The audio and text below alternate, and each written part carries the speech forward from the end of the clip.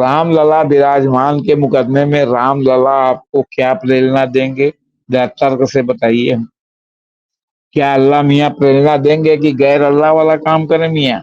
या रामचंद्र लला जो है प्रेरणा देंगे कि गैर राम लला वाला काम करें, जो है क्या कहते हैं धर्मांध सनातनी हिंदू?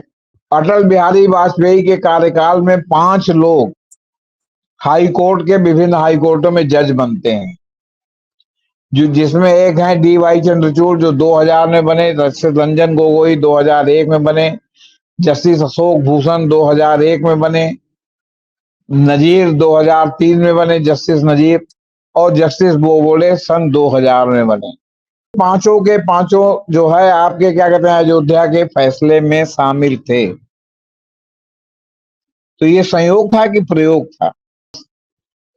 तमाम तुरंत फल पाने में विश्वास नहीं रखती, वो बीज लगाती है और इंतजार करती है कि बीज जब जो है वो क्या कहते हैं बड़ा होकर वृक्ष बन जाएगा तो वो अपने आप फल देगा ही। अयोध्या का फैसला और प्रधानमंत्री का इनके घर के व्यक्तिगत आयोजन में जा करके और आरती करना, ये संयोग था या प्रयोग था? अब इस पर बहस शुरू हो गई।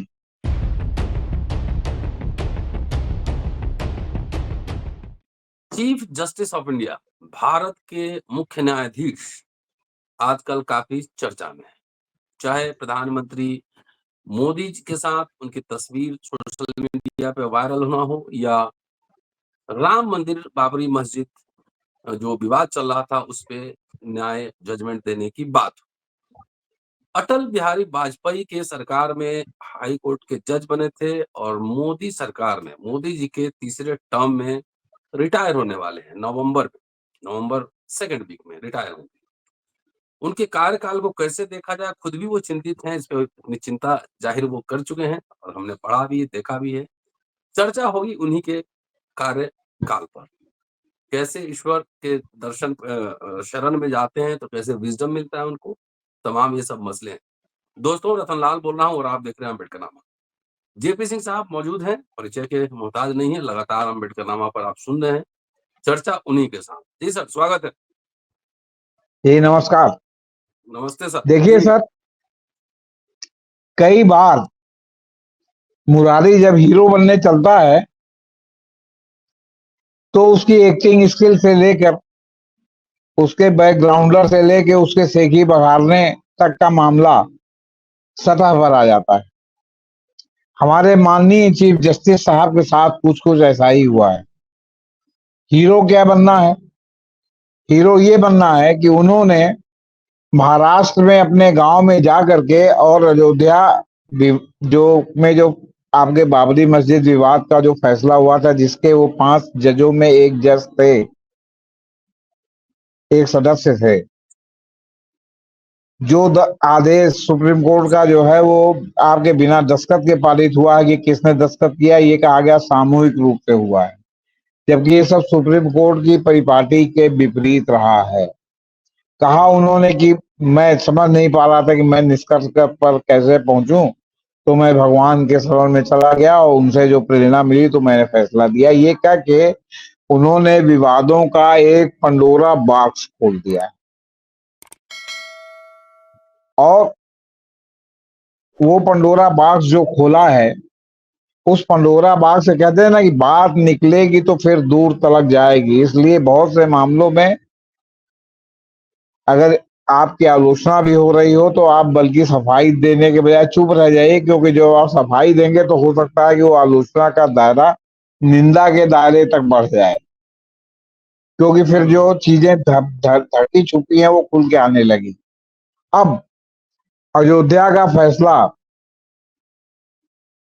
और प्रधानमंत्री का इनके घर के व्यक्तिगत आयोजन में जा करके और आरती करना, ये संयोग था या प्रयोग था? अब इस पर बहस शुरू हो गई। कैसे? देखिए, आरएसएस के बारे में मैं इसके पहले भी आपके चैनल पे बहुत बार, जब से मैं आ रहा हूं, कई बार कह चुका हूं कि आरएसएस तुरंत फल पाने में विश्वास नहीं रखती, वो बीज लगाती है और इंतजार करती है कि बीज जब जो है वो क्या कहते हैं बड़ा होके वृक्ष बन जाएगा तो वो अपने आप फल देगा ही।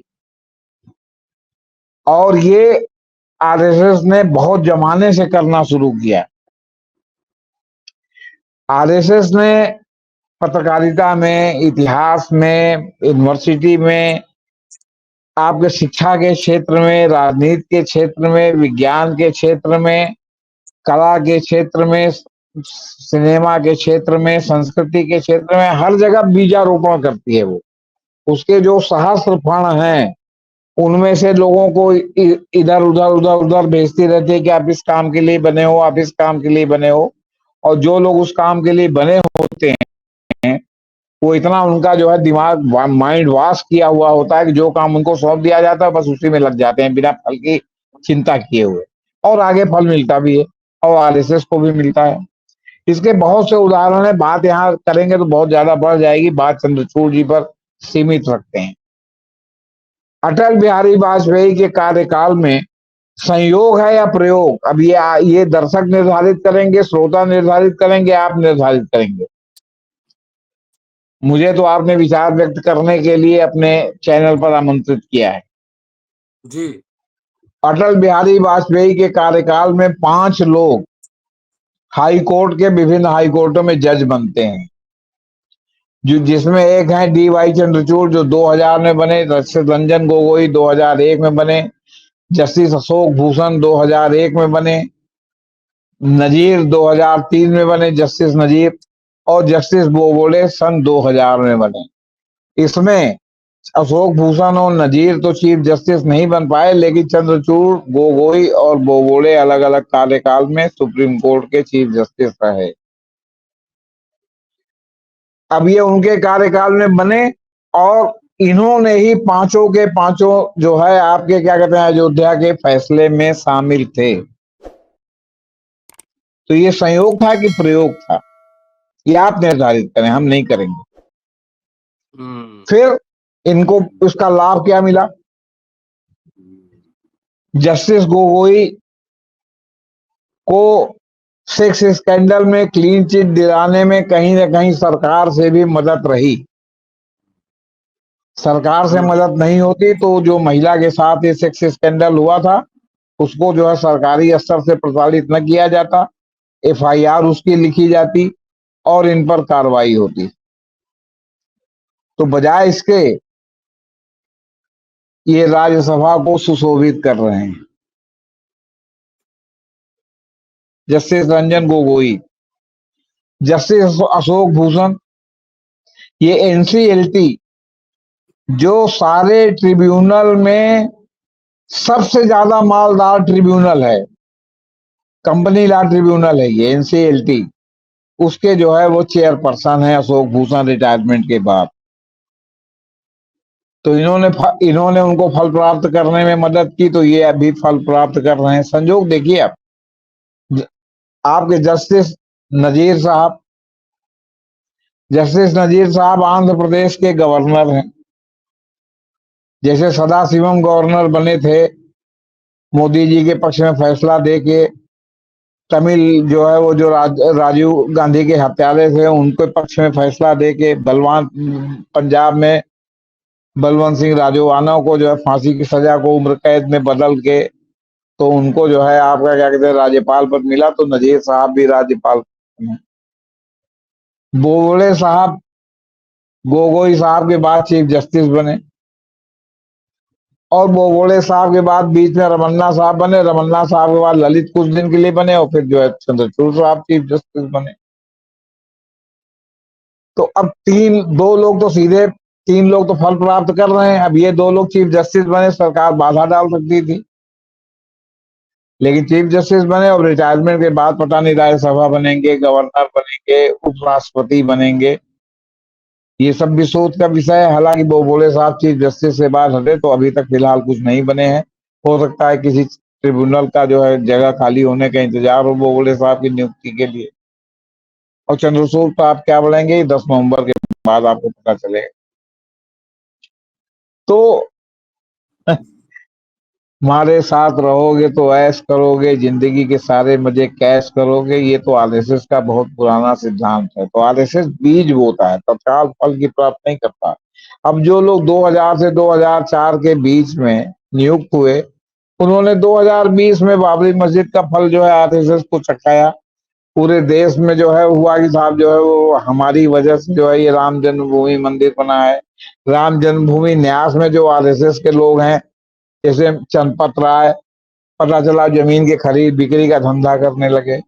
आज खाली कोई अगर नई सरकार आए तो सिर्फ यही सर्वे करा दे कि पिछले 10-15 साल में जो लोग आरएसएस के प्रचारक रहे हैं, जो लोग इनके तमाम टुकड़े टुकड़े वाले प्रांतों के जो है प्रभारी रहे हैं, जैसे उत्तर प्रदेश कई प्रांतों में विभाजित है आरएसएस के, उसमें काफी प्रांत है प्रयागराज वाला, तो इनके जो प्रभारी रहे हैं, जरा उनका ही आर्थिक सर्वे हो जाए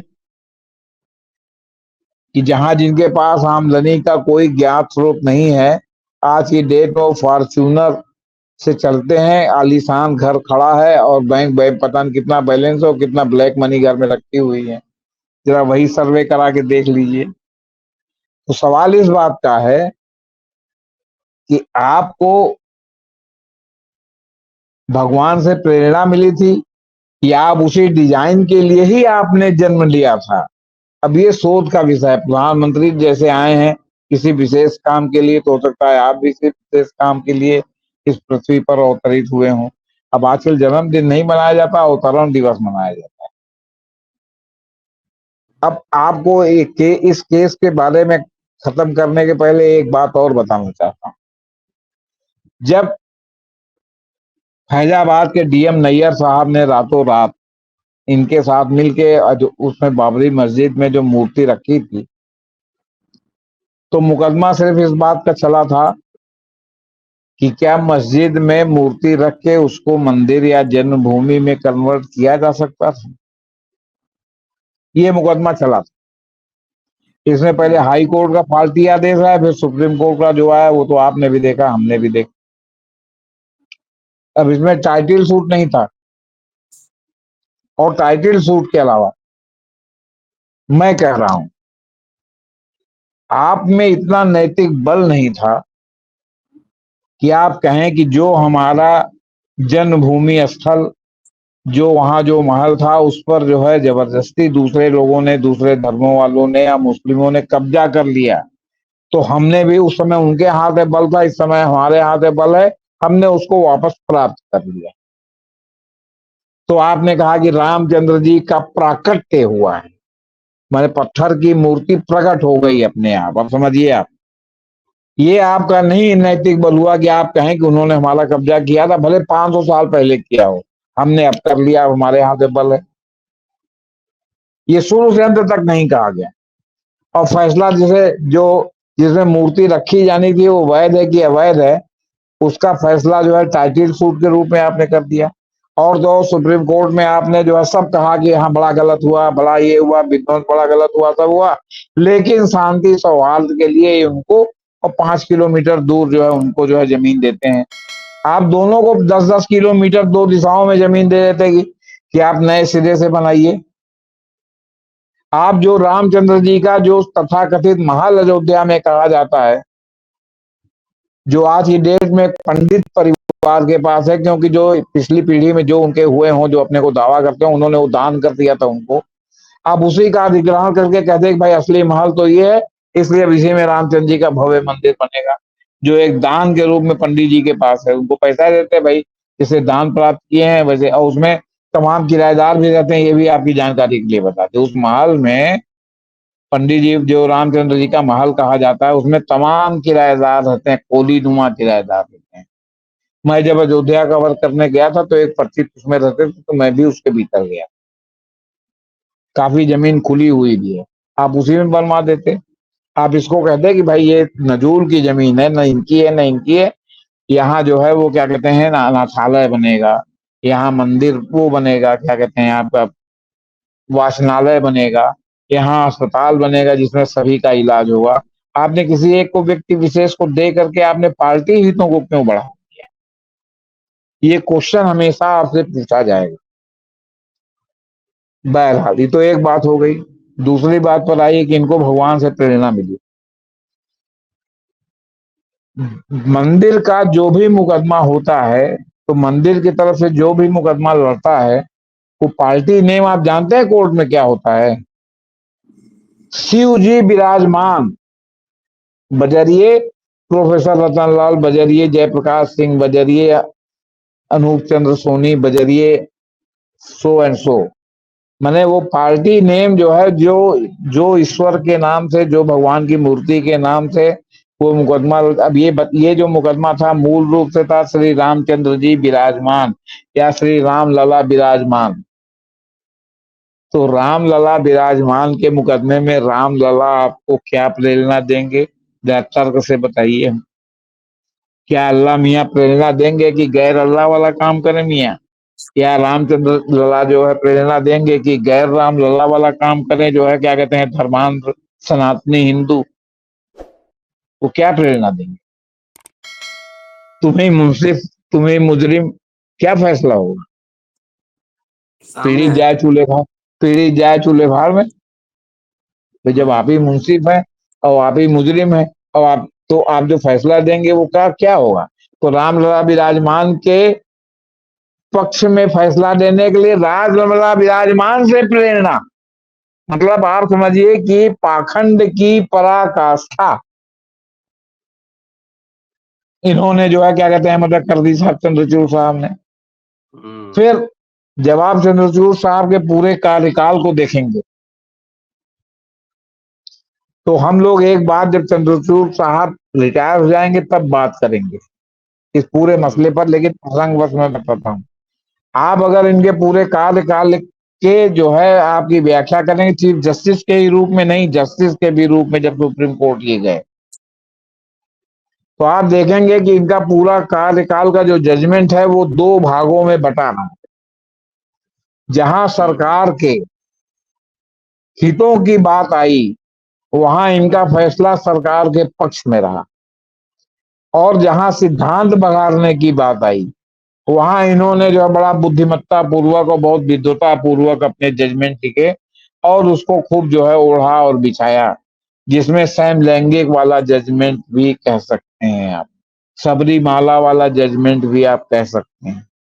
लेकिन रामलला का जजमेंट, जस्टिस लोया का जजमेंट, जस्टिस लोया में सीधे सीधे गृह मंत्री प्रभावित थे।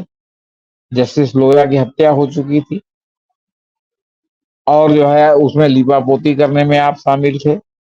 आप जो है आपका पूरा सुप्रीम कोर्ट जो है महाराष्ट्र में चुनाव के बाद क्या हुए तो भगवान जाने। अब तक 2022 से अब तक सिन्धी की सरकार चलवाने के लिए जस्टिस सूर्यकांत और उसके बाद जस्टिस चंद्रचूड़ जिम्मेदार हैं।